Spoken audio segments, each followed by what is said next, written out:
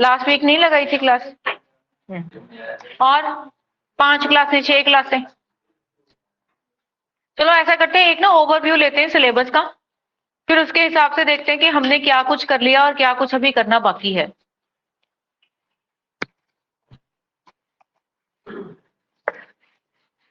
ये कौन सा टॉपिक है? सीरीज है, सीरीज है, डीआई है।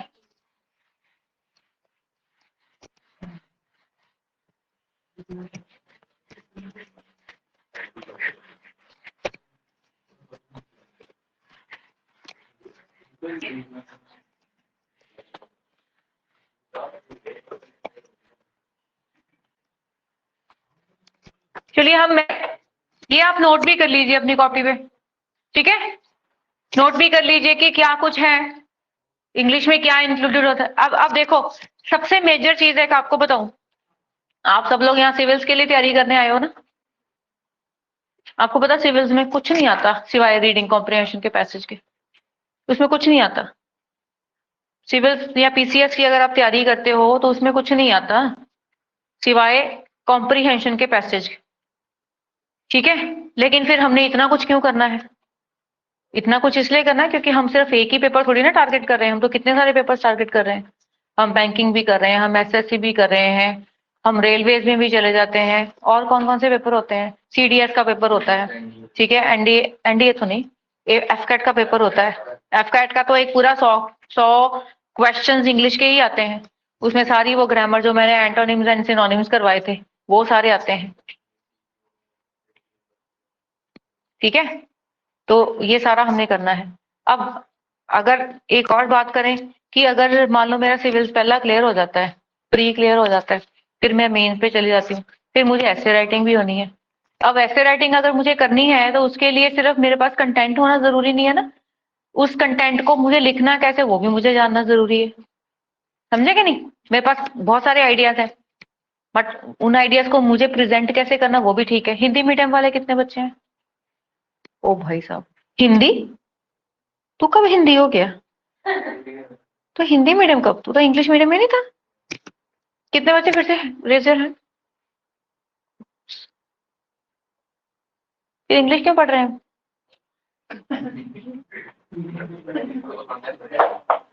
क्यों पढ़ रहे हैं? क्यों पढ़ रहे हैं? क्यों पढ़ रहे हैं? क्यों पढ़ रहे हैं? क्यों पढ़ रहे हैं? बताइए, क्यों पढ़ रहे हैं इंग्लिश? मुझे आवाज, मुझे तो सुनाई नहीं दे रहा, मेरे तो एक कान में ये लगा हुआ है, इधर से तो सुनाई देता ही नहीं है। सुनाई देता होता वैसे, पता नहीं सुनाई देता है। हाँ जी, बस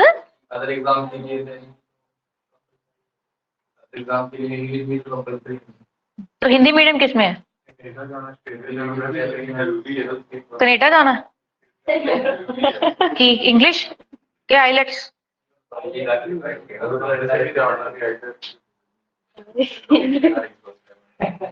क्या कह रहे हो?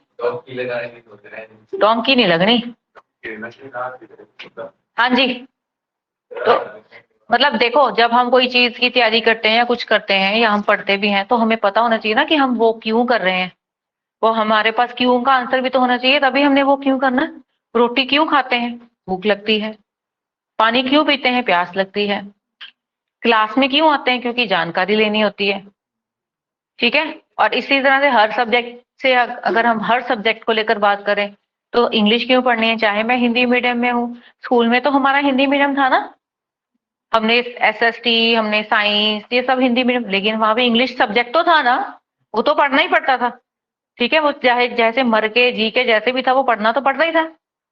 ऑल्दो मैंने भी हिंदी मीडियम से करी है भाई अपनी 10th, मैंने भी करी है। मेरे पास भी हमारे स्कूल में भी जब 7th क्लास में इंग्लिश मीडियम लॉन्च हुआ तो हमने सोचा हम भी रख लेते हैं, हमने भी रख लिया। फर्स्ट टर्म में फेल हो गए बायोलॉजी में, फिर हमने छोड़ दी, फिर हमने क्या किया, हिंदी करते हैं।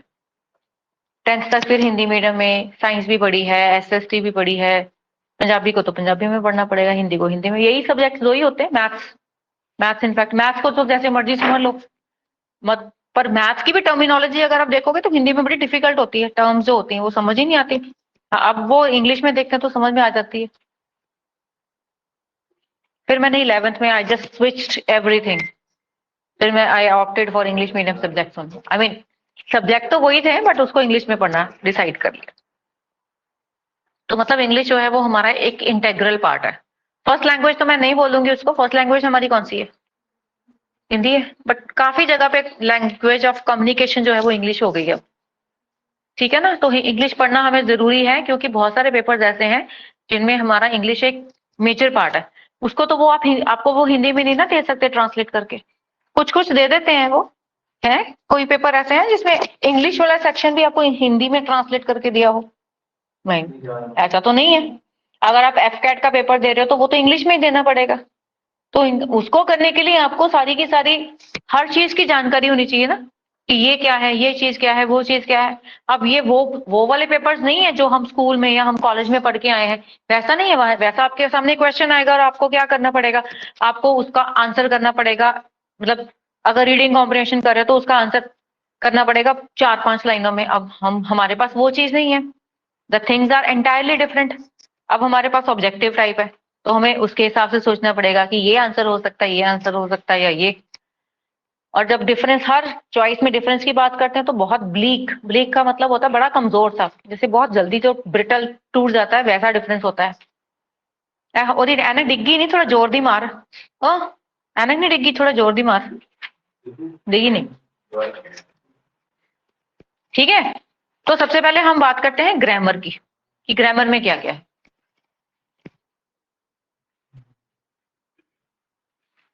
देखो मैं जब ग्रामर कराती हूँ तो मेरा सबसे पहला टॉपिक होता है पार्ट्स ऑफ स्पीच।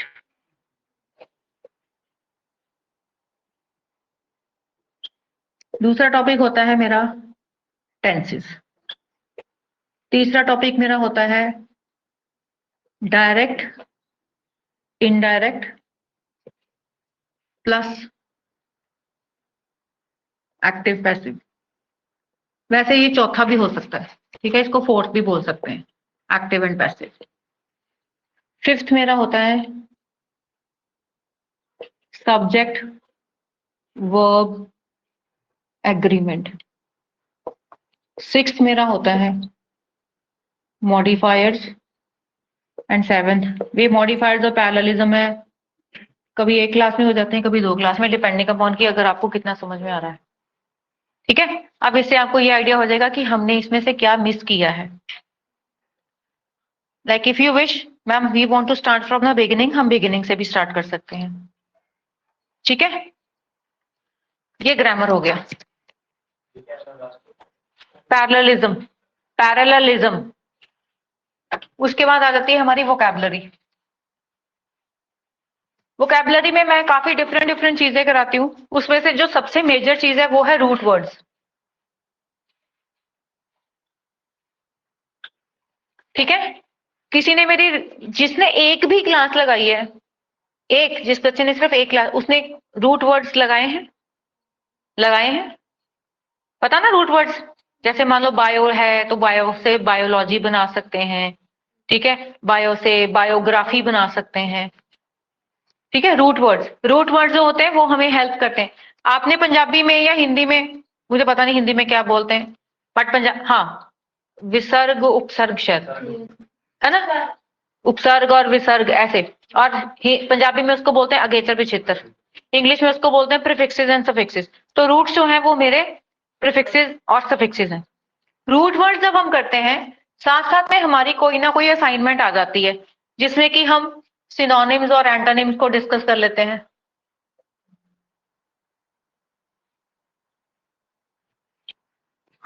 उसके बाद कॉमन कंफ्यूजेबल,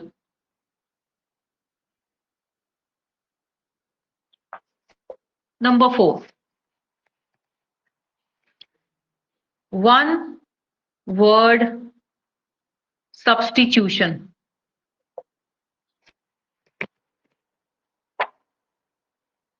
ठीक है, नंबर 5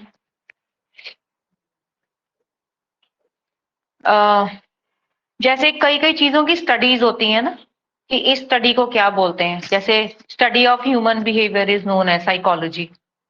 तो स्टडीज होती हैं, साउंड्स होती हैं, ये सारी डिफरेंट चीजें हैं। ये किसी किसी पेपर में आती है, किसी में नहीं आती, हार्ड एंड आती हैं। ठीक है, तो स्टडीज, स्टडी ऑफ डिफरेंट, मतलब अगर मैं बोल दूं स्टडी ऑफ लाइफ क्या है तो वो है बायोलॉजी। स्टडी या फिर हार्ट के साथ अगर कोई डील करता है तो वो है cardiology. Numismatics is connected two coins, ठीक है, न्यूमिस्मैटिक्स कॉइन्स के साथ कनेक्ट करता है। ओके, स्टडीज हो गया। फिर कई बार आपको साउंड्स आती हैं, जैसे कि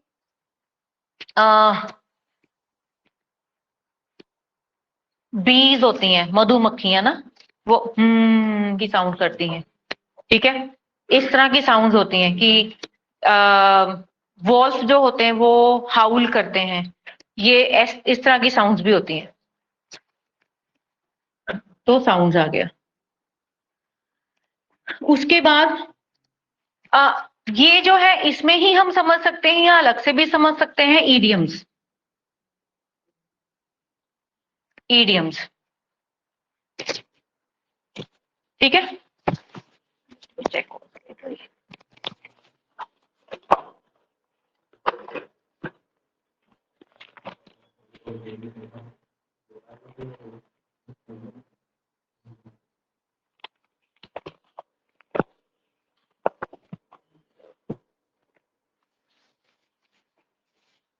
ईडियम्स होते हैं प्लस फ्रेजेस।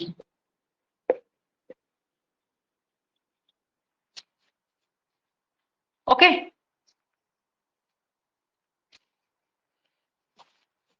इसके अलावा जब हम कुछ एक या दो टॉपिक्स ऐसे हैं वो ना ग्रामर में आ सकता है, उसको हम बोलते हैं एनालॉगीज। ये जो टॉपिक है, this is the topic which is common to reasoning. आपका जो रीजनिंग होता है और इंग्लिश, रीजनिंग और इंग्लिश का कॉमन टॉपिक है, क्योंकि कई जगह पे आपको रीजनिंग चलानी होती है, और लेकिन एनालॉजीज जो है और एनालॉगीज जो है वो सारे इंग्लिश के वर्ड्स होते हैं, इसलिए वो इंग्लिश के अंदर आता है। एक सेपरेट टॉपिक है, वो मैं फिर ग्रामर में ही लिख देती हूँ, पैराजम्बल्स। पैराजम्बल्स, पैराजम्बल में क्या होता है, जम्बल सेंटेंसेस होते हैं। इनफैक्ट आज मैंने वही सोचा था करवाने का, इसके बाद हम वही कराती हूँ, ठीक है। पैराजम्बल, तो पैराजम्बल मतलब जम्बल सेंटेंसेस। आपको 4 सेंटेंस उसने दे दिए और वो 4 सेंटेंस उल्टे पुल्टे हैं और आपको उसको किसी ऑर्डर में लगाना है, ठीक है। अब आते हैं आरसी पे, रीडिंग कॉम्प्रिहेंशन पे। मतलब आरसी आरसी है, इसका कुछ नहीं है, बट इसमें क्या है, एक तो आपको थोड़ी सी मेथोडोलॉजी समझनी पड़ती है कि किस तरह से है, अप्रोचेस टू आरसी क्या है,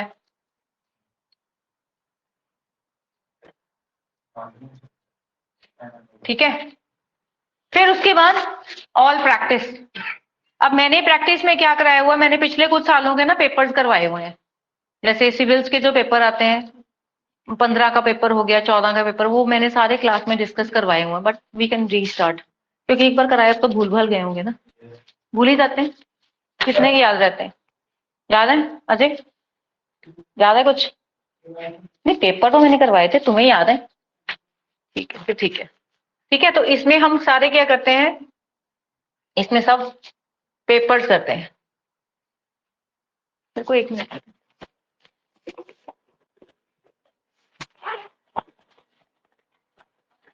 you can write it down, लिख लीजिए।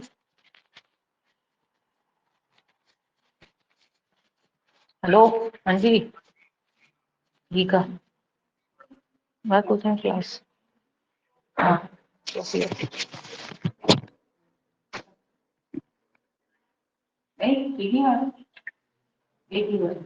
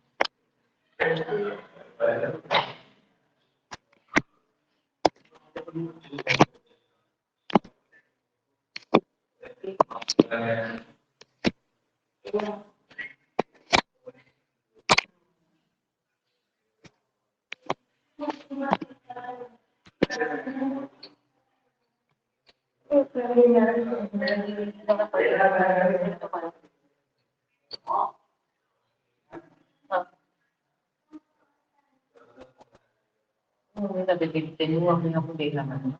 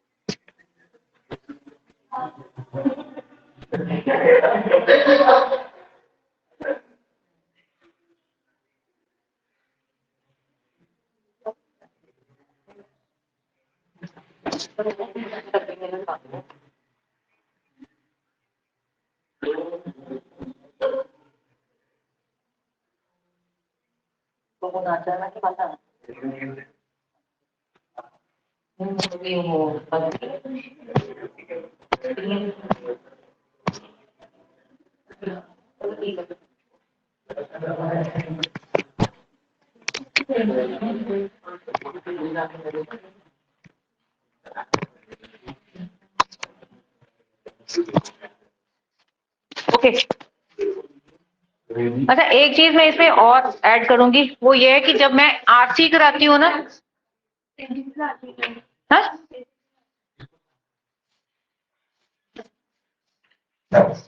मत करो यार, मत करो, क्यों बाकियों को बीमार करने पे लगे। पंखे ही चला लो, कोई बात नहीं, पंखे ही चला लो।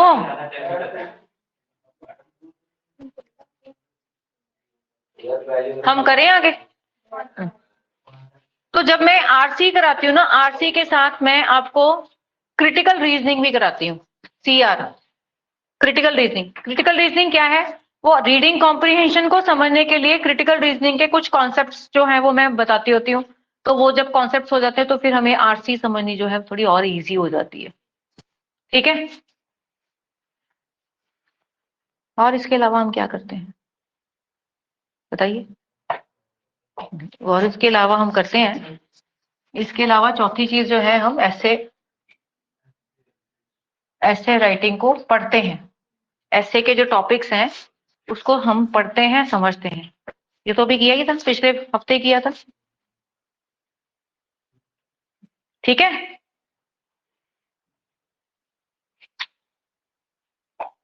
अब आप बताओ, आपने इसमें से क्या मिस किया ग्रामर में?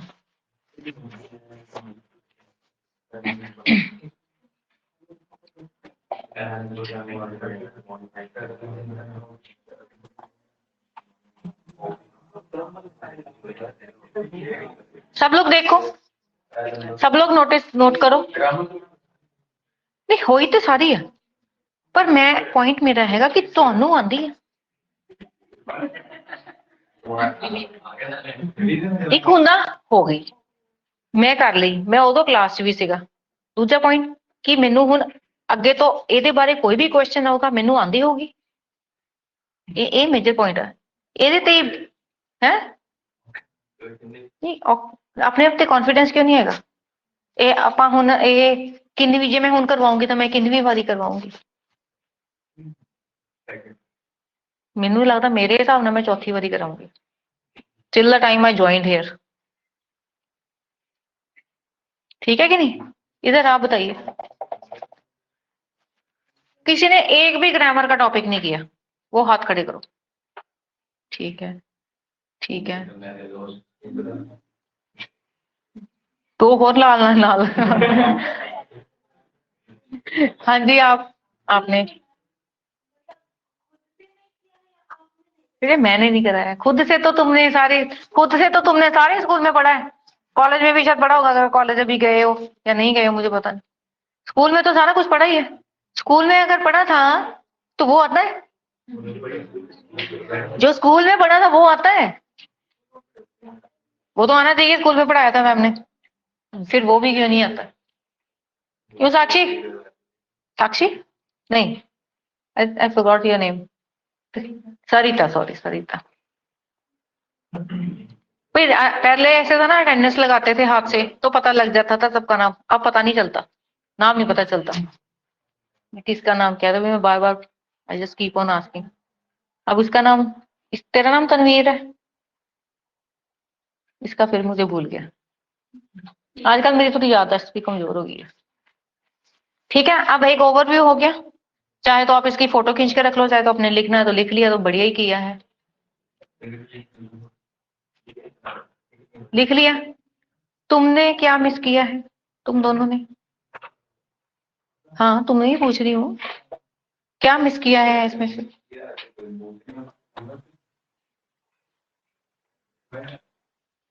मिस भी करना दो तरीके का होता है। एक मिस वो किया कि जो मैंने ये कर ही नहीं पाया, एक अच्छा मैंने तुझे बहुत मिस किया, तो तुम्हारा कौन सा मिस है वो? नहीं, एक तीसरी मिस भी होती है, मिस ये miss, miss Radha, miss Meera, वो भी होती है। हमने काम शुरू करना है। पैरा जंप करा दे। हाँ, एक्टिव पैसिव क्या फिर से हो जाएंगे? कौन सी बड़ी बात है? ठीक है, जो बच्चे ऑनलाइन बैठे उन्होंने देख लिया। Student sitting online, kindly reply.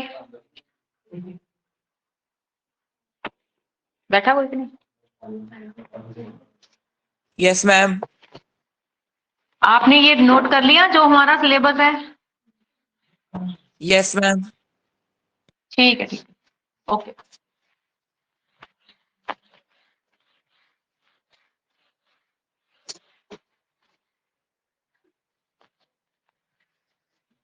अच्छा देखो, जब सारी ग्रामर हो जाती है ना, एक तो हो गया सारी ग्रामर के डिफरेंट डिफरेंट टॉपिक्स, एक होता है जब सारी ग्रामर हो जाती है तो उसमें से क्या आता है, fill in the blanks, fill up होते हैं, एरर फाइंडिंग वाले क्वेश्चंस होते हैं, उसमें भी वो डिफरेंट डिफरेंट टाइप के आते हैं, स्पॉटिंग द एरर जिसको हम बोलते हैं, ठीक है, फिलअप्स वाले होते हैं। फिर 4 सेंटेंस दे दिए, उसमें गलती होती है कि उसमें से कौन सा सेंटेंस करेक्ट है, एक ही सेंटेंस को 4 पार्ट में डिवाइड कर दिया तो कौन से पार्ट में जो है वो मिस्टेक है, ठीक है, वो सब। अब आपके सामने तो मतलब कम ही ऐसा होगा कि हाँ हार्डकोर की मैंने ये वाला टॉपिक पढ़ा तो उससे कनेक्टेड आएगा, आपके पास जो क्वेश्चन आएंगे ना वो टॉपिक वाइज क्वेश्चन ही आएंगे, वो ओवरऑल क्वेश्चन आएंगे। क्योंकि होता क्या ना कि जब एक एक टॉपिक चलता है तो हम हमारे से हो जाता है, बट जब इकट्ठा होके हमारे पास आता है फिर हम तक पका जाते हैं कि क्या हो गया। राइट, चले, ओके।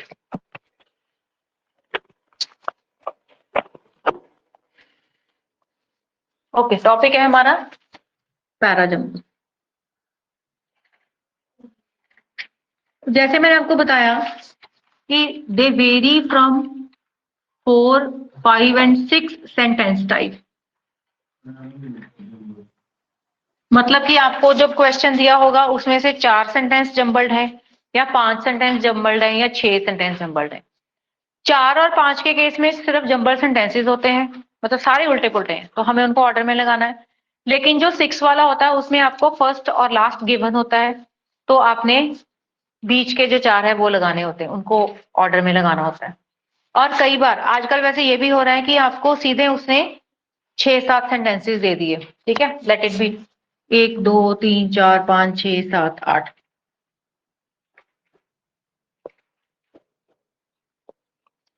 अब क्वेश्चन क्या है, अब काम थोड़ा और बढ़ गया आपका। और कैसे बढ़ गया कि क्वेश्चन क्या आएगा, which is the second sentence.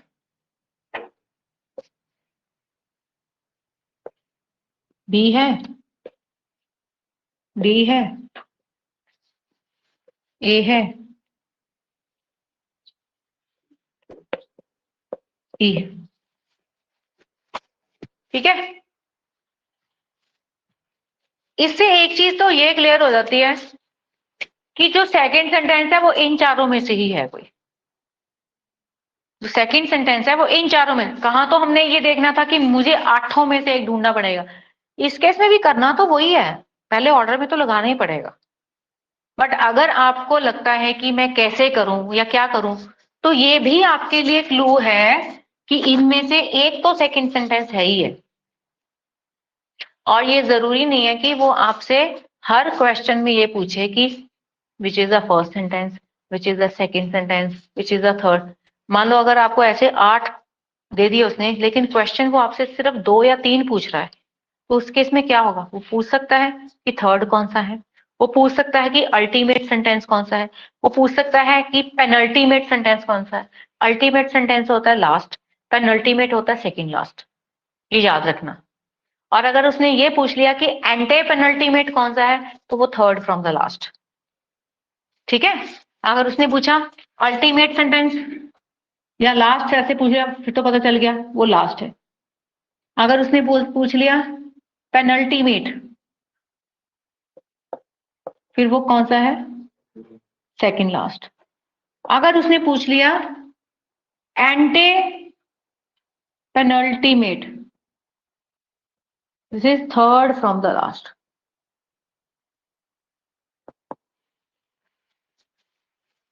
Right. But हर केस में आपको इसको ऑर्डर में तो लगाना ही पड़ेगा, चाहे वो 4 वाला 5 वाला हो तो। But the point is that अगर किसी भी केस में 4 वाले 5 वाले में, यहाँ पे 6 वाले में क्या होता है, पहला और लास्ट गिवन है, तो मैं पहला अगर मेरे पास है तो मैं उससे थोड़ा सा क्लू लेके मैं अगला सेंटेंस अपना लगा सकती हूँ। ठीक है, वो मेरा एक बेस बन गया ना। अगर मुझे पता है कि मुझे कोई सब्जी बनानी है तो उसमें प्याज तो डलना ही है, वो प्याज कटे पड़े हैं, तो मैं एटलीस्ट आई कैन स्टार्ट। ठीक है, तेल में मैं प्याज तो डाल ही सकती हूँ ना। तो अगर मैं मेरे पास पहला सेंटेंस दिया तो मेरे को एक आइडिया हो जाएगा कि अच्छा पहला सेंटेंस तो दिया हुआ, तो इससे तो स्टार्ट करना, मैं देखूं इसमें और क्या चीज है जो मुझे अगले सेंटेंस की तरफ लेके जाएगी। ठीक है, मतलब इसमें हर सेंटेंस में आपके पास कोई ना कोई क्लू होता है, कोई ना कोई की वर्ड होता है, वो आपको आगे लेके जाता है, क्लू या की वर्ड। राइट। अब जब हम कीवर्ड्स की बात करते हैं, जब मेरे पास पहला सेंटेंस गिवन नहीं है, तो मैं वो कीवर्ड्स कैसे ढूंढूंगी? तो कीवर्ड्स ढूंढने के लिए we will be writing some mandatory pairs.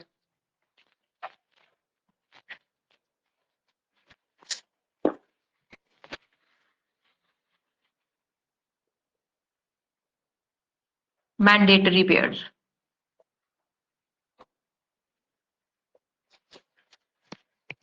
Okay, before talking about mandatory pairs, सबसे पहले तो हम ये जाने कि वो जो 4 5 6 या 8 सेंटेंस आपको दिए गए हैं जिनको आपको एक ऑर्डर में लगाना है, क्या वो जो सेंटेंसेस हैं वो स्टैंड अलोन सेंटेंसेस हैं?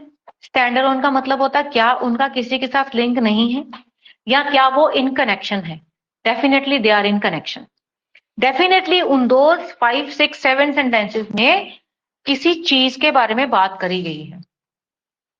ठीक है ना, किसी कोई चीज, कोई मीटिंग, कोई इवेंट, कोई फेस्टिवल, उसके बारे में बात करी गई है। चीज मतलब ओके, मोबाइल फोन के बारे में, मतलब वो जो 4 सेंटेंस है उसमें मोबाइल की ही बात है। मान लो एप्पल की बात करते हैं, एप्पल मोबाइल फोन की, iPhone sorry not mobile phone, iPhone की अगर हम बात करें तो वो ये बता सकता है कि अच्छा ये तब से हुआ था, अब इसका ये वर्जन है। फिर बीच में अब देखेंगे कि कौन से फिटिंग सेंटेंसेस हैं, मतलब उस चारों सेंटेंसेस में सिर्फ आईफोन के बारे में बात हुई है, तो मतलब उसमें मेरा टॉपिक क्या है? आईफोन। ऐसे ही अगर मैं कोई और ऐसे ही देखूं, ऑर्डर देखूं, उसमें हो सकता है मेरा टॉपिक इंटरनेट हो, किसी थर्ड में हो सकता है मेरा टॉपिक कोई ऑर्गेनाइजेशन हो। टॉपिक मतलब उन चारों में किसी चीज के बारे में तो बात करी गई ना। There is something which is common which is being talked. कोई बंदा हो सकता है, कोई पर्सन हो सकता है जिसकी लाइफ के बारे में बात कर दी उन चारों में। लाइफ के बारे में बात कैसे होता है? इतनी तो लाइफ होती है, कैसे? यस हो सकती है। उसका चाइल्डहुड बता दिया, उसकी अचीवमेंट्स बता दी, उसकी मैरिड लाइफ बता दी, उसकी डेथ बता दी, होगी ना लाइफ खत्म। ठीक है, तो इस तरह से भी हो सकता है। तो सबसे मेजर काम हमारा उन चारों पांचों 6 सेंटेंसेस में होना चाहिए कि where is my noun. Noun पता, the name of a place, person और अ थिंग, जिसके बारे में बात करी गई है वो मेरा नाउन कहाँ पे है, उसको मैं नाउन भी बोल सकती हूँ। ये फर्स्ट है, mandatory pair. Search for your noun, pronoun and और सब्जेक्ट। सब्जेक्ट मतलब वो वाला सब्जेक्ट नहीं कि इंग्लिश है, वो भी हो सकता है, वो भी हो सकता है कि इंग्लिश है, इकोनॉमिक्स है, वो सब्जेक्ट नहीं। सब्जेक्ट मतलब आई शुड आइडेंटिफाई कि वहां पे किसके बारे में बात करेगी, ठीक है ना। तो सबसे पहला मेरा मेजर काम क्या होना चाहिए, मैं ढूंढूं मेरा नाउन कहाँ है। काफी टाइम काफी जगह पे ऐसे होता है, अब ना थोड़ा सा जैसे पेपर डिफिकल्ट होते जा रहे हैं। पहले तो ये होता था कि मान लो किसी का नाम आ गया, मान लो SP बाला सुब्रमण्यम का नाम आ गया, तो मुझे पता चल गया कि इनमें उसकी बात करेगी। कई बार क्या होता ना कि वो पर्टिकुलर नाम नहीं दिया होता, ठीक है, बट उसकी जगह पे प्रोनाउन दे दिया उसने। अब प्रोनाउन क्या है, कोई ऐसा वर्ड जो कि नाउन की जगह पे यूज होता है। अगर मैं बोलूं okay SP Bala Subrahmanyam, okay he is this, he did that, तो मुझे पता ना कि ये बंदा है और उसके लिए मैंने आई हैव यूज्ड ही। या फिर मुझे ये भी पता कि जो ही है वो किसी मेल के लिए मैंने यूज किया। तो फिर अगर मेरा किसी भी सेंटेंस में नाउन या डायरेक्टली मेरे को सब्जेक्ट नहीं मिलता, फिर मेरा दूसरा काम क्या है, मैं उसमें प्रोनाउन ढूंढूं। अब प्रोनाउन देखो डिफरेंट हो सकते हैं, ही भी हो सकता है, शी भी हो सकता है, दे भी हो सकता है, दीज भी हो सकता है, दोज भी हो सकता है, ये सारे, most of these, most of those, इस तरह से भी हो सकता है। ओके, अब मैं आपको इसके रिलेटेड एक एग्जांपल देती हूँ, आप एग्जांपल सुनो और मुझे रिप्लाई करना कि सेंटेंस का ऑर्डर क्या होना चाहिए। सेंटेंसेस हैं, नंबर ए, सुनना ध्यान से सुनो, बोथ वर वेरी एंग्री, ठीक है, like if you want to write you can write it also. Both were very angry. Number B, Singh accused Jogi of corruption। Singh, SING, Singh accused Jogi of corruption। accused, ACCUSED। Singh accused Jogi of corruption। Number C, Raman Singh ordered an inquiry। Raman Singh ordered an inquiry against his predecessor, against his predecessor Ajit Jogi। Raman Singh ordered an inquiry against his predecessor Ajit Jogi। तो ये मेरे 3 sentences हैं, तो आप इसमें से देख के बताओ कि पहला कौन सा होगा, दूसरा तीसरा कौन सा होगा।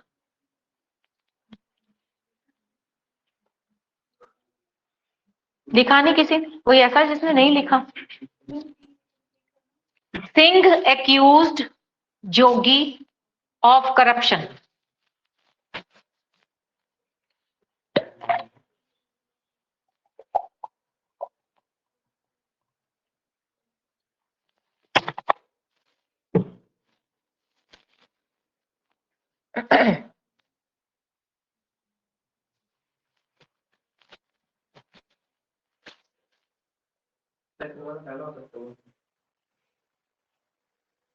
हाँ जी, क्या ऑर्डर होगा। नहीं नहीं, ऑर्डर मुझे बताओ, ABCCB ऐसे बताओ ना मुझे।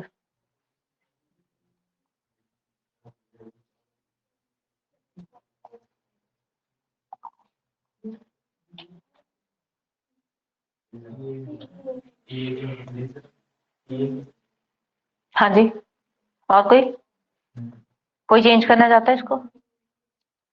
BCA, okay. आपका नाम क्या है बेटे।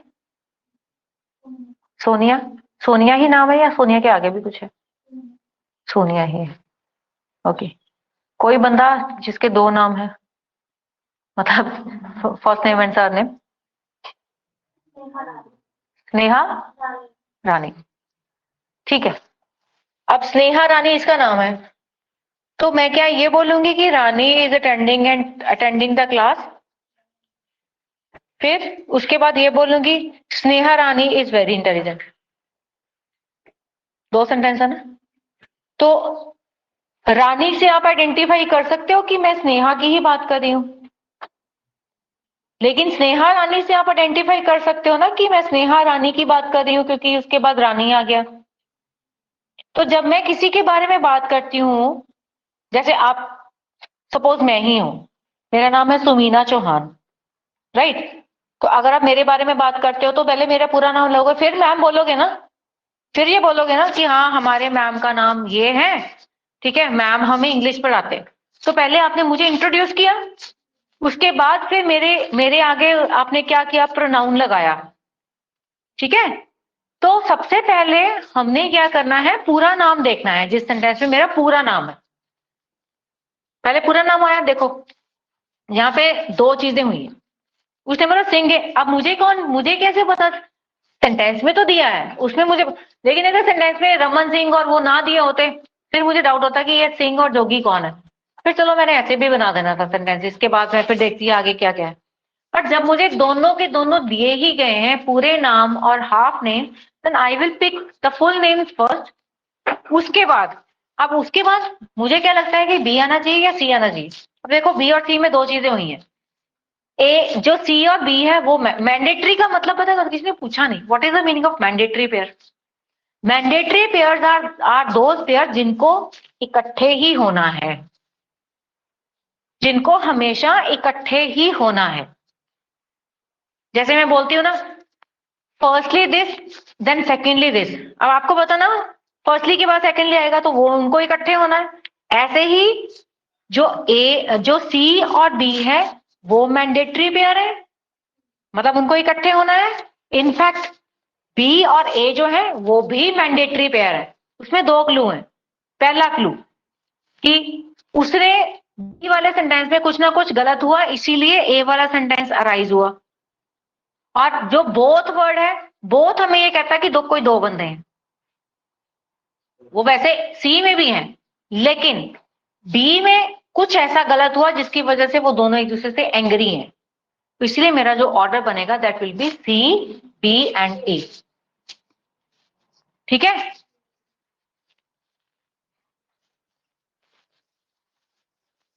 तो ये सारी चीजें जो हैं आपके, मतलब पहले आप किसी का नाम अगर दिया है वो ढूंढने की कोशिश करो, या कोई सब्जेक्ट दिया है, या प्रोनाउन है। अगर नाउन नहीं है तो प्रोनाउन देखो या फिर नाउन देखो। दूसरा second mandatory pair, cause and effect. अब जैसे देखो जो बी और ए था, बी जो था वो कारण था, इसी वजह से ए एंग्री हुआ। ऐसे ही हुआ ना अभी वाला जो सेंटेंस हमने किया है कि बी में उसने उसके ऊपर मतलब इल्जाम लगाया कि तूने करप्शन लिया, इसलिए ए में वो एंग्री हो गया। तो इसको हम कॉज एंड इफेक्ट बोलते हैं, ठीक है। तो इनफैक्ट अगर मैं बात करूं पहले वाले सेंटेंस में भी वही हुआ। एक तो ये वाला मैंडेटरी पेयर भी आ गया और ये वाला भी मैंडेटरी पेयर आ गया, तो उसने हमारा ऑर्डर बना दिया। तो कॉज एंड इफेक्ट का मतलब ये होता है कि किसी एक सेंटेंस में किसी चीज का कारण है और किसी दूसरे सेंटेंस में उसका ही इफेक्ट दिया गया है, उसका प्रभाव दिया गया है, ठीक है। Write down the next sentence. Number 1, number A या 1 जो भी है। Number A, while Sachin is a great batsman, while Sachin is a great batsman,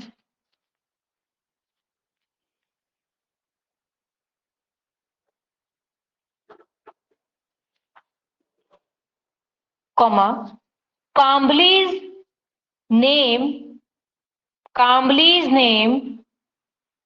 is often associated, Kambli's name is often associated with scams,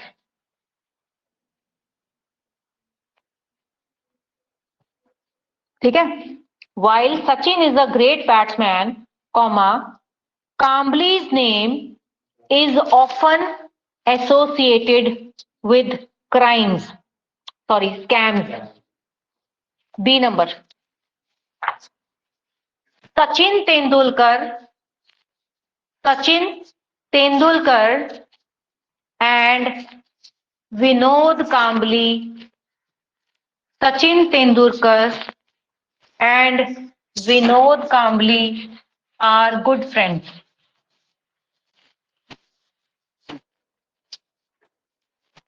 number C, as a result, comma, their relationship, as a result, comma, their relationship has strained.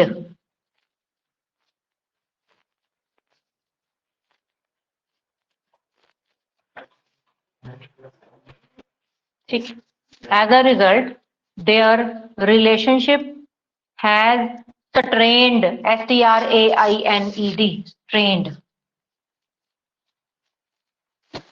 देखिए क्या order बनेगा,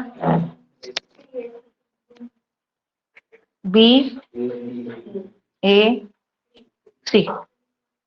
B में क्या हुआ, उनके पूरे नाम आ गए और गुड फ्रेंड्स है।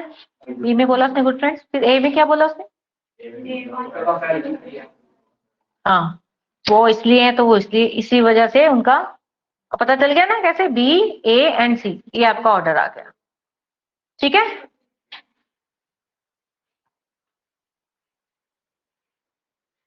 चले अगले पे।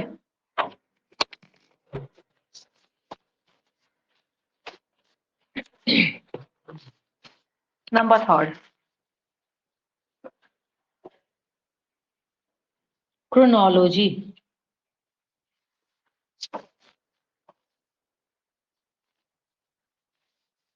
एज ए अगर रूट की बात करें तो क्रोन का मतलब होता है टाइम और लॉजी का मतलब होता है स्टडी, बट ये स्टडी ऑफ टाइम नहीं होता एग्जैक्टली, ये होता है chain of events as the way they happen. मतलब कि मान लो मैंने कोई चीज मंडे को करी थी, कोई काम मंडे को किया था, फिर मैंने वेंसडे को किया, फिर मैंने थर्सडे को कर लिया, तो मेरा चेन ऑफ इवेंट्स ऐसे चलेगा ना, जब मैं लिखूंगी तो मैंने ये काम मंडे को किया, ये वेंसडे को किया, ये थर्सडे को किया। मैं ऐसे नहीं कर सकती पहले बुधवार वाला लिख लूं, फिर वीरवार वाला और मंडे वाला बाद में, तो that is chain of event. ठीक है, एक एक काम को करने का क्या ऑर्डर है उसको बोलते हैं क्रोनोलॉजी। तो chain of event as the way they happen, मतलब उसमें कुछ ना कुछ आपको कोई ना कोई सीक्वेंशियल सीक्वेंस दिया है तो आप उसको ध्यान में लो और फिर उसको ऑर्डर में बनाओ। लिखिए, सेंटेंस लिखिए। Number A, in order to take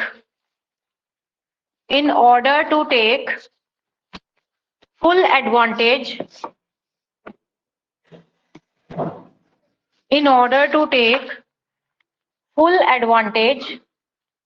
of the ongoing city sale,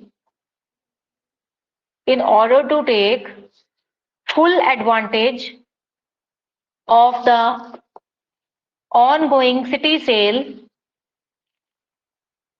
you must possess, POSSESS, you must possess a good credit card. You must possess a good credit card. In order to take full advantage of the ongoing city sale, you must possess a good credit card. Number B, it would also be nice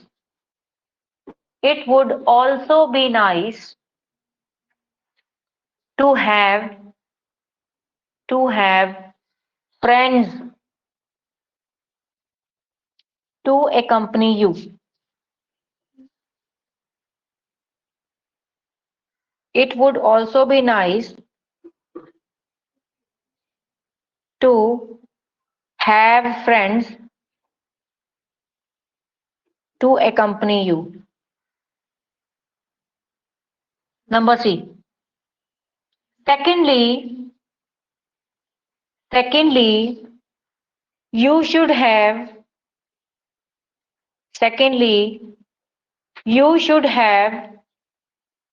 a vehicle of your own.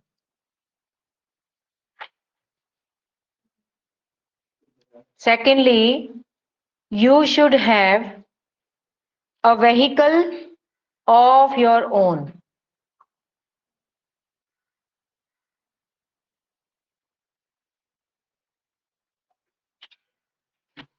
ठीक है, बताइए क्या order हो सकता है?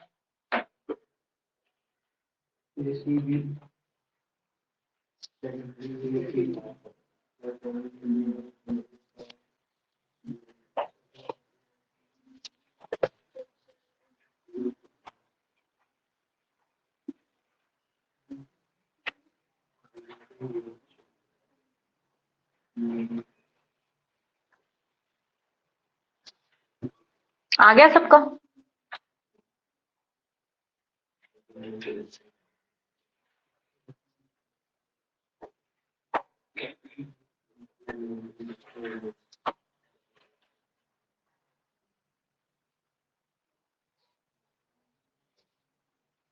आगे कौन सा? ACB। अच्छा, ए में उसने क्या किया? उसने बोला कि अगर तुम्हें शॉपिंग करने जाना तो गुड क्रेडिट कार्ड होना चाहिए। देखो, अब उसने फर्स्टली नहीं दिया यहाँ, लेकिन जो ए लगाया ना उसने एक, इसका मतलब पहला पॉइंट ये है। फिर उसने सी दे दिया कि secondly you must have a vehicle of your own. जब उसकी खुद की कंप्लीशन होगी फिर वो कहता है कि अगर फ्रेंड हो तो साथ में बेटर रहेगा। तो ACB is the order. Next,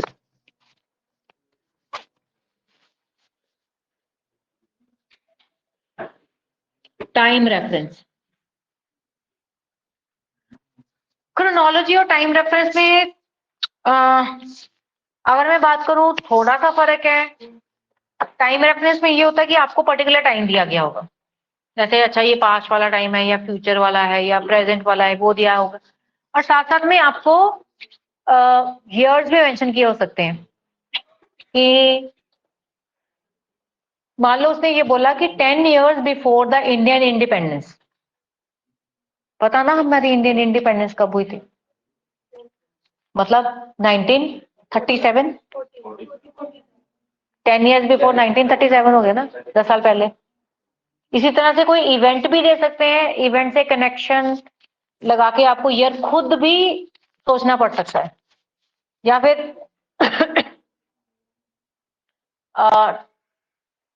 19th century होंगे तो कौन से वाले साल चल रहे होंगे?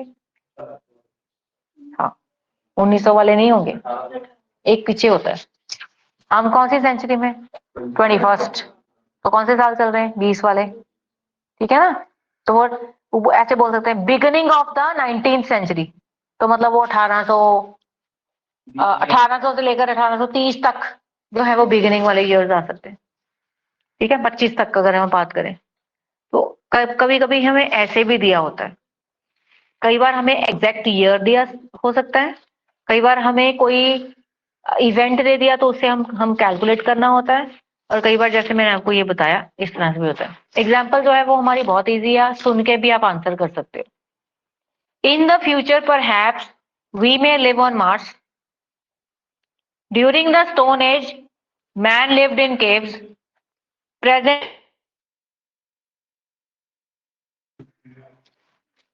पहले